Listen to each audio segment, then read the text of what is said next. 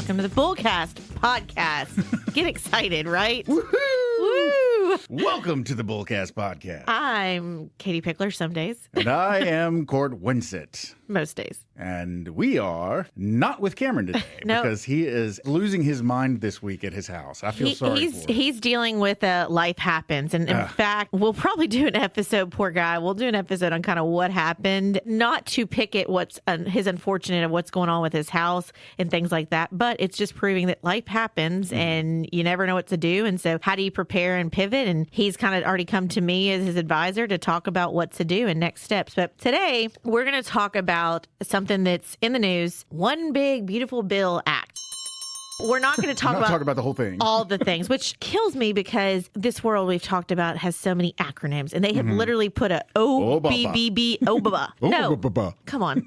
Just put the Beautiful Bill Act, or as I was just telling Court, if you're a Disney lover, then for some reason, every time they say it, all I can think about is It's a Great Big Beautiful Tomorrow, which is the Carousel of Progress song. Yeah, and she said that, and to my horror, I could not place what it was she was referring to. So pop cultural reference just fell flat on me, and of course it was a Disney reference. It's a Disney ride right over there in Tomorrowland. It's a great napping place because it's always usually pretty cool, and it's dark, and it's about a 15-minute show, I think. So Yeah, there are a lot of rides that I really specifically enjoy because it's cool and inside. We're going to focus on the Trump account. accounts. Yeah. I had my babies on April 25th. And of this year. Which means that you will be eligible. Yes. And so I didn't know anything of it. And I'm saying, Trump's going to give you your kids money. And I'm like, whoa, what is this? What's interesting is we're going to tell you about the Trump accounts, kind of what's out there right now. But we're going to do a follow-up episode once it actually is coming to fruition where you've got the funds and what to do, because I will be there right with any of y'all who have had babies this year up until the cutoff, which we're going to talk about that. In addition, we're going to touch on custodial accounts and just kind of give you a refresher on those different things. It's going to be a little bit of everything, but really kind of touching on this Trump accounts money and how Donald Trump's going to write your kids a $1,000 check. Yeah, so if you have a kid between January 1st of 25 and December 31st of 28, your kid's going to be rich. Yeah, with a Trump account. They start out with $1,000. Before we get into that, You said $1,000. Just to be clear, you said $1,000, not $8,000. Because it kind of almost sounded like eight. $1,000 per kid born between January 1st, 2025 and December 31st, 2028. Just a little highlight, and then we're going to go into our fun list. This is going to be a savings account. It's almost seed money. It's for U.S.-born children. We're going to have it where parents plus employers can actually contribute up to $5,000 per year. Employer cap is $2,500. So, wow, I mean, that'll be interesting for employer aspect if they're going to start adding to this. Funds grow tax-deferred, invested in low-fee U.S. stock index funds where the child turns 18. The funds are available. They function like a traditional IRA with penalties or taxation. Okay, I just said a lot of stuff. We're going to dive into that specifics. But before, let's have a little fun. Let's do a little pop culture list on famous people who got rich before they turned 18. Yes. Because 18 is the number with this account that we got to focus on. Yeah, absolutely. Okay, rich before 18. And your kids will be rich before 18, too, because of Trump accounts. This $1,000 Trump Thank account. you, Trump accounts. And thank you, Obama. Which is very close to Obama, which is very interesting. They probably didn't mean that, did no. they? Okay, list famous people who got rich before they turned 18. What's the first one on the list? Can I have this one? You can take it. Because this one's one of Emily's favorites. Billie Eilish. She hit it big with Ocean Eyes at the age of 14. She was a Grammy winner, not just a Grammy winner. She was a massive Grammy winner by 18. She's got a music empire, really, with her brother Phineas. If you don't know who she is, ask your kids because they probably do. Ocean Eyes was a single, but she's had I think 3 major studio album releases now. But she recorded, I say studio albums, she recorded them all with Phineas, her brother. Yeah. They basically sit in a room together with a lot of keyboards and computers and stuff and come out with this stuff. Yeah. Next on the list is LeBron James. Signed a $90 million Nike deal at 18 before playing an NBA game. Endorsement, shoe line, and early investments followed. I think we all know who LeBron James is. Yes, the hockey player, right? Oh, yeah. No? Yeah. Okay. Next on the list is Justin Bieber. Oh, he's your dude, right? Why is he my dude? I don't know. He is a musician or a singer. I don't know. Anyway, he was discovered on YouTube at 13, signed to Usher's label, and became a global superstar before high school ended. Baby, all of these things are true. Baby, oh. Yep. Millie Bobby Brown struck gold as 11 on Stranger Things at the age of 12. Yeah, absolutely. Next on the list, JoJo Siwa.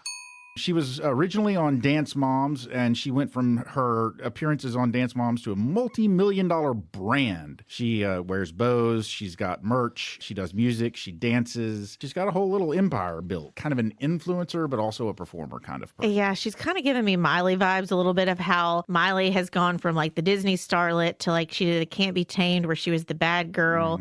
To then really kind of off the wall with the Wrecking Ball. And now she's kind of back going a little bit more conservative. I don't know. She's never conservative. But yeah. So I think JoJo's kind of going to be one of those that is evolving as she grows up. Well, sure. Because Freaky Friday 2 is about to come out. And I'm not sure if she's on this list, but that's another person who's kind of gone through. Lindsay Lohan? Yeah, gone through that sort of transformational kind of growth. Oh, yeah. Being A respectable lot of now. those Disney starlets do that. Yeah. Okay, last one on the list. Mose Bridges.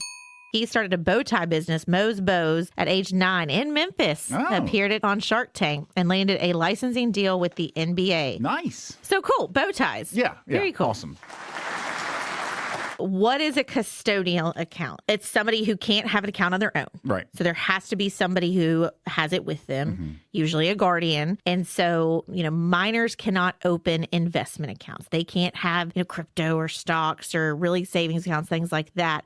But there's different options out there. And we've talked about before, again, the jargon, UGMA and UTMA, which is Uniform Gifts to Minors Act and Uniform Transfer to Minors Act. We've got different accounts where custodian would be an adult who manages the accounts, minor. In this term, we're talking about children or teens who own the funds. Each of these different accounts, whether it's this UGMA, UTMA, whether it's a 529 plan, whether it's a custodial IRA, each of them are unique and different on how much you can contribute, what the penalties and parameters of how long you have access to these funds, when you need to gain access, how much you can contribute, and what you can invest in, so many different things like that. So it's not that they're all the same, and not every single one fits everybody the correct way. Tax is the other thing, is who is taxed, what tax bracket, is it on the kids, is it on the parents, things like that. That's just kind of a refresher on that part. We're going to kind of bounce back and forth between Trump's accounts and just a refresher on some of the different custodian accounts that we've got. Part of Trump's One Big Beautiful Bill Act is he is saying, I'm giving you $1,000 for these kids. Yeah. Great. Okay. So am I getting those $1,000 to I'll take buy? $1,000. Yeah. Am I getting that $1,000 I'll to be go buy? popping out children left and right. Give me $1,000 per child. Right. We're not going to go down that rabbit hole, but you think about it, it's incentive. Okay. Well, we've got till 2028. So if I'm, thinking about having a kid, let's get it in before 2028. Can the dad get in on this? Because the dad can get a lot more kids in a year than mom can. Oh my gosh. I'm just saying, do they give the money to the mom or do they give the money to the dad? The money is for the kid. Oh, okay. No. They don't just stroke a check to a parent. No, it is not where you can go and spend it on diapers or video games or whatever you're wanting to spend it on. So people that remember the stimulus packages during the COVID era, they will recall that a lot of people got free money for their kids that was just direct deposited into their account. This is not the same thing, right? There's parameters to it. So, like I said, I had my babies in April of 2025. I have not gotten two $1,000 checks in the mail from Trump. That has not happened yet. That's a shame. Nobody has gotten money. And so what they're doing is the purpose of this is to have money set aside for these children to start growing and saving. So it's encouraging saving. Now, what is being announced is it's encouraging saving for kids, but also I'm sure there's some stipulation of, it's encouraging population growth because it's like, hey, have babies, you're going to get $1,000. But this, right now the money is not here. When is the money supposed to arrive? IRS and Treasury are thinking it's going to be about mid-2026, and then early contributions can be made starting in 2026 or 2027. So this has been announced, but it's not really available yet, which is why I told you guys I'm going to put a podcast out once that money comes in on how to actually get it and what to do with it. Yeah. Because it is one of those of like, okay, great, where's this money coming from? All you've heard is the Big Beautiful Bill Act means $1,000 per child, and you started just having kids left and right because you were waiting for that $1,000. You're going to be waiting a minute because that's not how it's going to work. It's going to go into an account, right? Yeah, it's going to go into an account. And so it's kind of like a custodial account or a 529. Yeah, it's kind of going to be like an IRA. Okay. The kid cannot get access to it at 18. What's different about this is, for instance, if somebody had like a 529 plan, that money is for educational purposes. And so with this Trump money, this money is going to go in there. It can be used when they're 18 for education, for credentials, post-secondary credentials, things like that. You think continuing education. It can also be used for your first home, for starting a business, or farm expenses. So it's truly, hey, we're going to set $1,000 aside, put it in an account that can grow. So that by the time you turn 18, you can then have that money for a couple of different options. He's got the 4 different options for you. Mm-hmm. How is it invested? Because again, you cannot go and say, I want all my money for my kid to go into Tesla or NVIDIA. Mm-hmm. That's not going to be an option. What they're saying is it would be invested in mutual funds, that specific ones that are going to be tracking the S&P 500, things like that. It would index funds. It will not be a specific sector. And they're really just trying to make it very broad. It's going to be a low fee.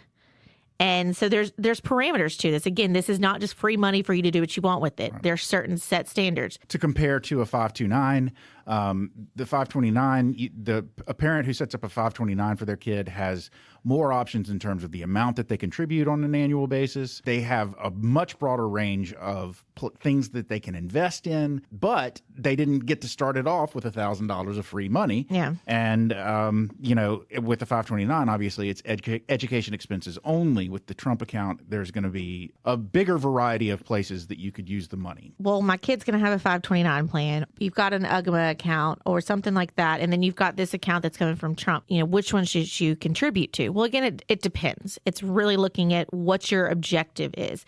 Now, I was reading an article from someone who said, okay, I've already got my structure set up. I'm putting money in that's growing tax-free in the 529 plan. I've got, my different savings accounts for the kids.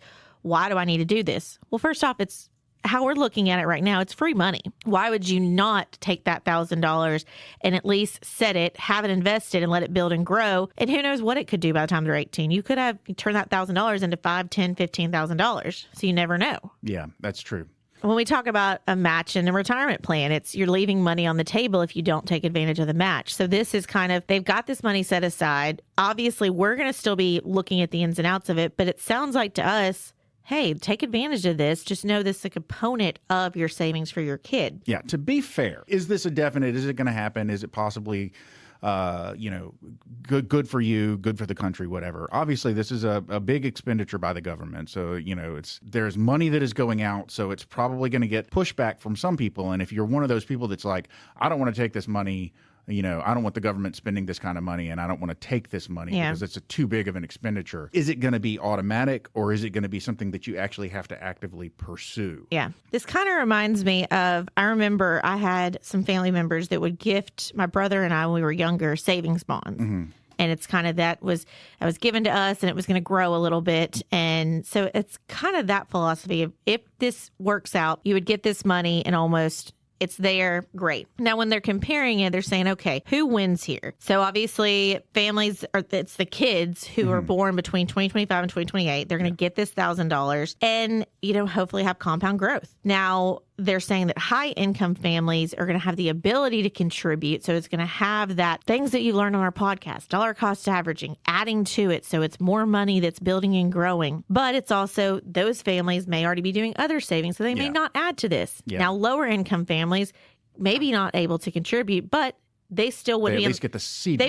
They get the seed money. They still be on the same playing field. And how cool would it be that it's like, hey, you're 18, you don't necessarily want to go to school, but you want to start the bow tie kid. There is $1,000 that was stuck in an account. That money is to start your bow tie business. Mm-hmm. Families who have education in mind are really seeing this as two separate things, because then your child's education money is truly for education. Mm-hmm.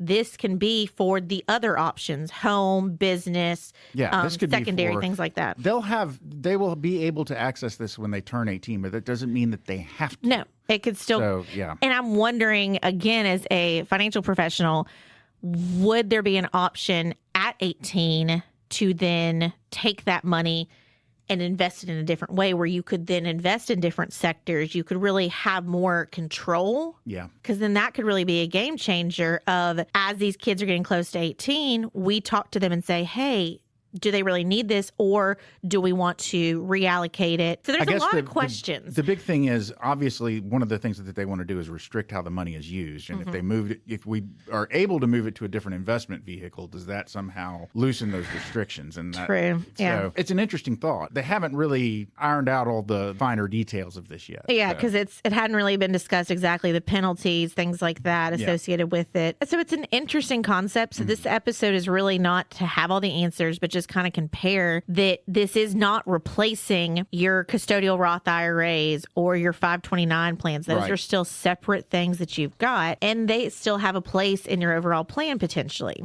The other thing is that we've got to think, and now we're looking 18 years down the road. So this could be my twins that are 18 years old and they've now got $5,000 and they decide that they want to start their business of, I don't know, some crap. And they decide to blow this money. Well, under this, they're 18. They can do whatever they want with it, and mama can't say crap to them about it. Well, yeah. I mean, that is going to depend on your relationship with your child. There's I mean, there's a lot of, like, for instance, in the legal industry, one of the things that we do is trusts, where you put money in a trust.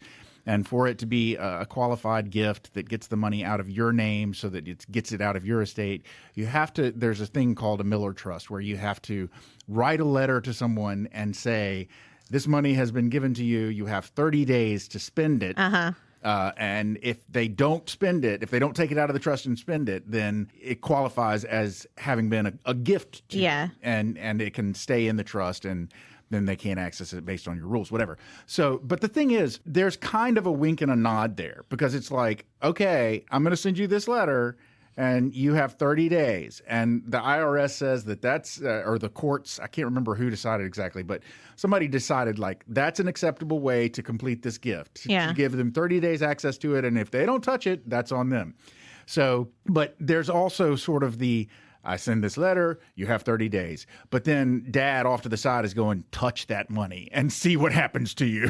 So if you have that kind of relationship with your kid where they actually respect you even after they turn 18, and they, you could possibly say to them and counsel them, hey, why don't we hold off on just blowing this money on the next taco truck or something? I don't know. As we said before, we're still looking at how they're going to treat this from a tax perspective, capital gains versus ordinary. It remains unclear. We've got time before the dollars drop. And then obviously, if you can't touch it till you're 18, you've got time. But the question is it one of those you have to opt into it? Everyone's available, but are they kind of banking on a bunch of people not doing it? There's different things on that. Your point is right of making sure that your kids have the education about these various accounts. Obviously, a 529 plan, the parent is the owner, grandparent, somebody is the owner. They control it. Kids don't have to know about it. Versus, you have those accounts that age a majority, it's turned over to them. And that's scary because, Court, what do you think? If you were 18 years old and then given access to an account with $20,000, like, if you didn't have the right education and you didn't have that person really pushing, you could easily blow that $20,000. Oh, yeah. When you were 18 years old, if somebody just handed you $20,000, what would you do with it? Who you are at 18 is, hopefully very different than who you are at 25, at 30. I think back to some of the money I blew, and I'm like, damn, if I had saved some of that, then. Well, even if I were trying to be, like, responsible and invest the money in something, at the age of 18, I probably would have invested in, I don't even know. Something stupid. It probably would have been something dumb. I would have gone with. Not an educated investment decision. Other big question in the room is, where's this money coming from? Well, yeah, that's clearly that's because it's kind of like the stimulus money, like, oh, it's free money. And a lot of people are really going, when is this going to come back and bite us in the butt? So, okay, you're giving my kid $1,000, but what is the effect? Where is this money coming from? You've got to think about that aspect of it. There's a lot with this. Obviously, Nicole put a really interesting note in here which you can't do this with the $1,000 account, but did you know that Warren Buffett bought his first stock at the age of 11? So obviously he would have had to have had an account with a parent because he could not purchase that stock. I mean, he's so old. Hey, I mean, there may not have been a restriction when he bought that stock. That is true. There could have been no restriction. Now, my kids at 11 wanted to buy stock. They'd have to buy it through an account with me. Yeah. But he purchased City's Service, which is now Citgo.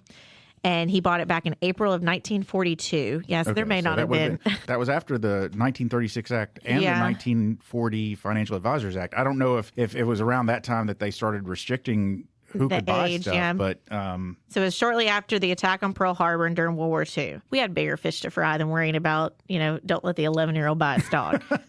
I guess so. We're not all Warren Buffett. Again, we would be like, oh, I like Fortnite. I'm going to buy some Fortnite stock. Yeah.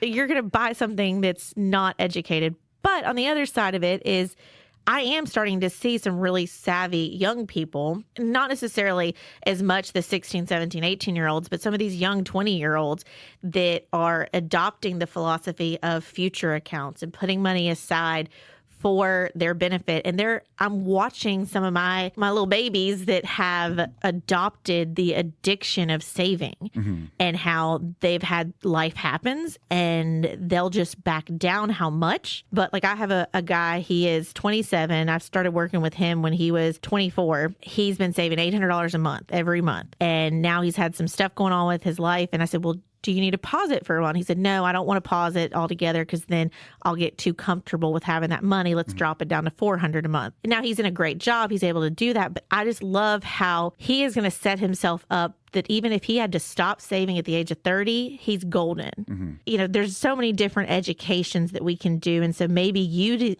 that $1,000 that these kids are given, then throughout school, maybe it's an education on your compounding growth and kind of the different investments that people pick within that, although it's going to be a small option, but just showing how that money is building and growing and how to wisely use it. So maybe when they turn 18, this whole batch of kids are going to be these great entrepreneurs or, be able to buy houses, things like that, because they're going to use that money wisely. Yeah. If the money's available and it's going to be given to anybody who had the kids, then why wouldn't you just go ahead and take it? Yeah. The question, I think, comes to the second part of the scenario, because the $1,000 is free. You take the $1,000 and, okay, whatever. It sits there, it grows, Yeah. The question is, you as a parent could invest up to an additional $5,000 per year. And are you just automatically going to put that $5,000 into? And your employer can contribute too, which your employer is going to adopt. I don't see employers adopting this. Yeah. And not only that, but I don't know that parents should necessarily, if you got money to invest in your kid's future, do you want to take $5,000 and put it into an account, like you said, the kid has control of at 18, or do you want to put it into a 529 that you retain control of, or do you want to put it in? And where are these accounts? Yeah. Is it an institution that's going to arise that everybody's $1,000 is held at this institution? Oh my. Or is it something that... If it is, it's going to be something called, it'll have Trump's name on it somewhere. Trump's big, beautiful bill. Trump... Well, I wrote a sticky note, put Trump Kitty's money, and I'm like, ooh, I don't need to say that. That sounds bad. Where is this money going to be held? And because it's very easy, there's a note on here about watch out for implementation risks, that small balance accounts can be ignored by financial institutions, but also you're going to forget about it. And so if it's not top of mind and it's not with your other savings accounts or other investment accounts, you may forget about it. This would be something, I'm assuming, with the options you have, that even if it's 4 or 5 different mutual funds, it's not a sit it and forget about it. You still could be making adjustments, especially as it's growing, to diversify it, even if it's just the $1,000. Yeah. So there's lots of questions. There are some questions. I'm excited to kind of see what happens with it, and that I do have the advantage of I will be able to firsthand implement it and see and tell everybody about it. There's lots of questions with it. It'll be fun. Stay tuned, I guess, right? Stay tuned for the Trump accounts. Oh, there's the closing bell. Ladies and gentlemen, you've made it to the end of yet another episode of the Bullcast Podcast. If you liked what you heard and you'd like to hear more, please feel free to go to your favorite subscription service and sign up to have our podcast delivered directly to your device every single Thursday at noon. If you'd like to find out more about Cortland, Katie, Cameron, or Nicole, please feel free to go to our website. That website is bullcastpodcast.com. We've got pictures up there, we've got bios, and we've also got a place where you can drop a comment or suggest a topic you'd like to hear us talk more about. But hey, I mentioned pictures. If you like pictures, we have an Instagram handle. That handle is at Bullcast Podcast. We also have an X handle, which is also at Bullcast Podcast. And rounding out the social media, we do have a Facebook page. That Facebook page is Bullcast The Podcast. Don't forget the. As we always do, let me remind you that we, Katie, Cameron, Nicole, and I all work at a place called Pickler Wealth Advisors. And if you'd like to find out even more about us, or find out about what we do, find out about what we could do for you, find out about our amazing team, or find out about our boss, David Pickler, please feel free to go to that website. That website is picklerwealthadvisors.com. That's advisors with an O. Not an E. Ladies and gentlemen, Katie and I have given you enough for the day so that you can go forth and wait for more information because we just don't know everything yet. So for now, I'm Court. I'm Katie. And we're done.